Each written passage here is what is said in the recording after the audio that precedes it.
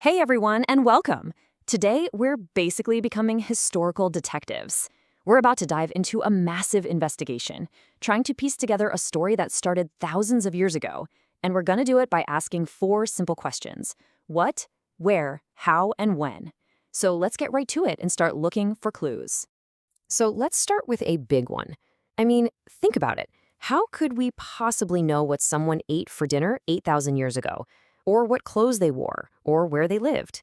There are no photos, no videos, nothing like that. So how do we know anything at all? Well, here's the secret. The past doesn't just vanish. It leaves behind traces, little bits of evidence scattered all over the place. Our job today is to act like real detectives, to follow these clues and to rebuild the story of what happened, piece by tiny piece. Okay, so the first question for any detective is where? To figure that out, we need a map. We're going to follow the trail of the very first people on the Indian subcontinent and see where their journey took them. And our investigation kicks off right here, along the banks of the Narmada River in central India. Believe it or not, for hundreds of thousands of years, this was home to some of the earliest people around. And these weren't just random wanderers. No, they were skilled gatherers. They knew the forests inside and out, every plant, every animal. From there, our trail of clues takes us northwest, over to the Solomon and Kirthar Hills, in what's now Pakistan. And it's here that we find evidence of something that changed, well, everything. About 8,000 years ago, people in this area started to grow crops like wheat and barley. This was the dawn of agriculture, a total revolution. And what comes after farming? The next giant leap, cities. The very first cities on the subcontinent popped up around 4,700 years ago, right along the Indus River. Then, much later, about 2,500 years ago, a whole new wave of cities grew, but this time further east, in the Ganga Valley. Okay, so we've mapped out where people were living, but that just brings up the next obvious question. What were their lives actually like? What did they do all day? What did they eat? Where did they sleep? For those first people back on the Narmada River, life was all about gathering and hunting, and they were experts. They had this incredible encyclopedic knowledge of all the plants around them. They knew which roots were good to eat, which fruits were ripe, and exactly which animals to hunt for food. And where did they live? Well, take a look at this.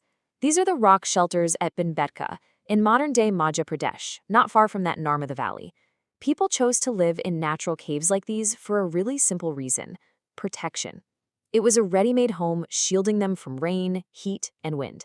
So we keep talking about clues and evidence, but what are these things, really? How do historians and archaeologists actually find all this stuff out? Well, it's time to open up the official Detective's Clue Kit. The single most important tool in that kit is the idea of sources. A source is basically anything that people in the past left behind. Could be a tool, a pot, a bone, even a piece of writing. Every single one is a clue, a tiny piece of a giant puzzle that historians are always trying to solve. Now, when it comes to written clues, you've basically got 2 main types. On the one hand, you have manuscripts. These were written by hand on stuff like palm leaves or tree bark, super fragile. A lot of them were eaten by insects or just rotted away. But on the other hand, you have inscriptions. These were engraved on hard surfaces like stone or metal, messages that were built to last. And check this out. This is a perfect example. This inscription was found in Kandahar, in modern-day Afghanistan, and it's over 2,250 years old. It was ordered by a ruler named Ashoka, and because he had it carved into solid rock, we can still read his message today. That's the power of a durable source.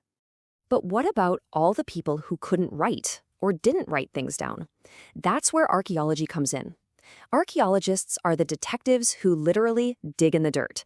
They're looking for physical remains, stone tools, clay pots, the foundations of buildings, even animal bones, to understand how people lived long before writing was common.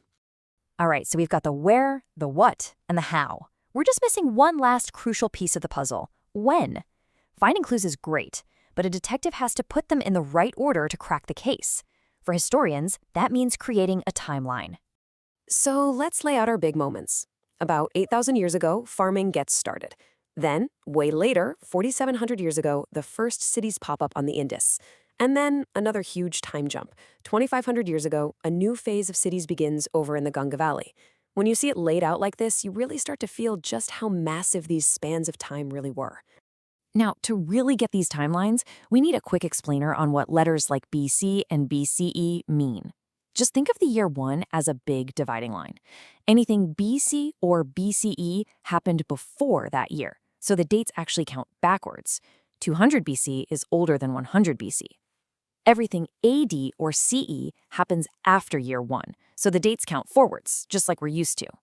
BCE and CE are just the more modern terms people use today. So we've built our timeline, we've followed the clues, but hang on. There is one last really important idea we have to talk about. The name of the book this is all based on isn't Our Past, singular. It's Our Pasts, plural.